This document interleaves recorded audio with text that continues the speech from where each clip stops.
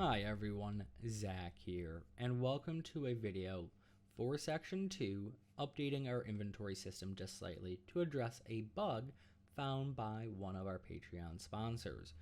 Patreon sponsors who get early access to these videos found this issue, let me know about it, and I've been able to address it before the entire section has gone out to the public on YouTube. That said, I am recording this though after recording video 72. So you will see things we've not yet done in the series. Those things will not impact upon the video. If you have done all of section 2, then you should be able to follow along with what we're doing here. That said, open up your projects and let's address that bug.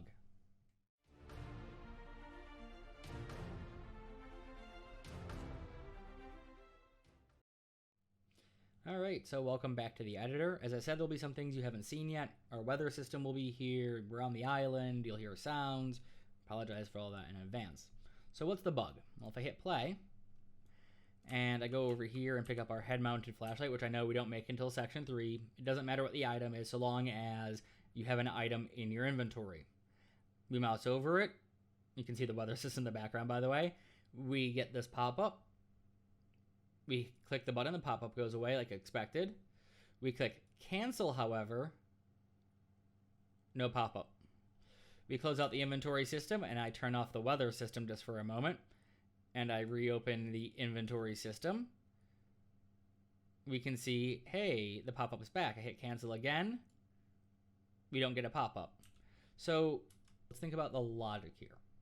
Well, when we open our inventory system and we click on or hover over an item, what part of our widget are we really looking at?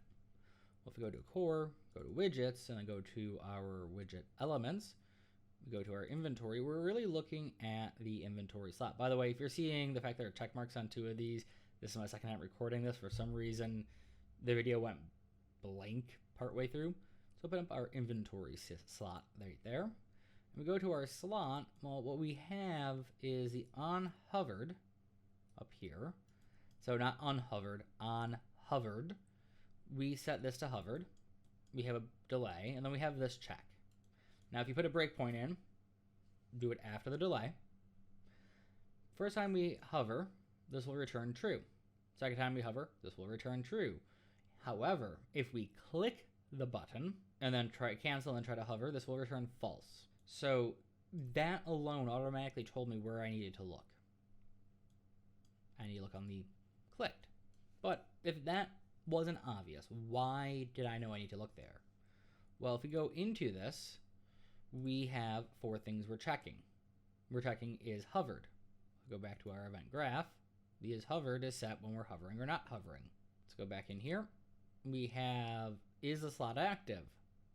Well, we do that in set slot and also in disable slot. So we have that. We know that's working. We know that the panel is enabled, and that just leaves details available. And again, details available when we click gets marked to false. So what's happening here is this is never getting made true again, so this will always return false until we close and then reopen the inventory. Now remember, this is a private variable, so we can't reset it. So we'll create a function for this instead. And we'll just do new function called set if details available. We'll find our bool operator, be details available. We'll set it there, and we'll pass in that as an argument. And just to be consistent, let's do a good return. And then we'll save this. So the next thing we need to consider is the communication process. So we need, when we click on the thing, the menu to pop up. When we click cancel, we need it to be set to false again. So let's open up our menu.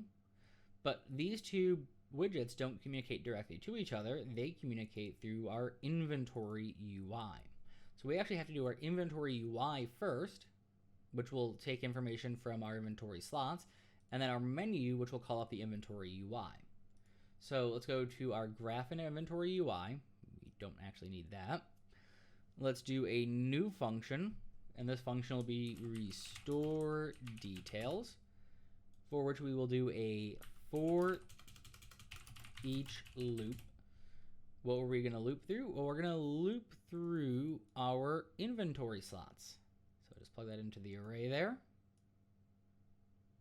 And then we need to do a set if details available. And we're going to loop the body there.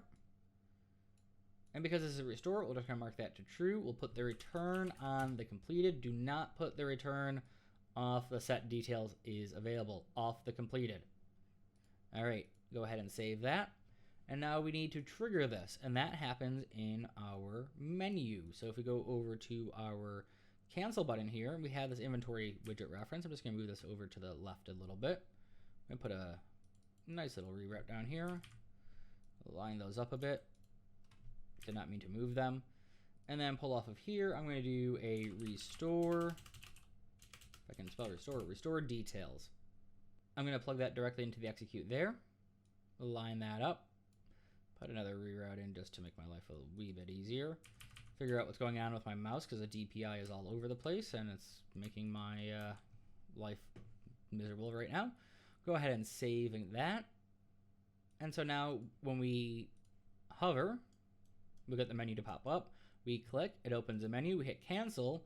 It will then trigger the UI to restore the slots. So what will happen, or the details in the slots, so we walk over here, pick this up, hit I, mouse over, hit cancel, mouse over again. It is working.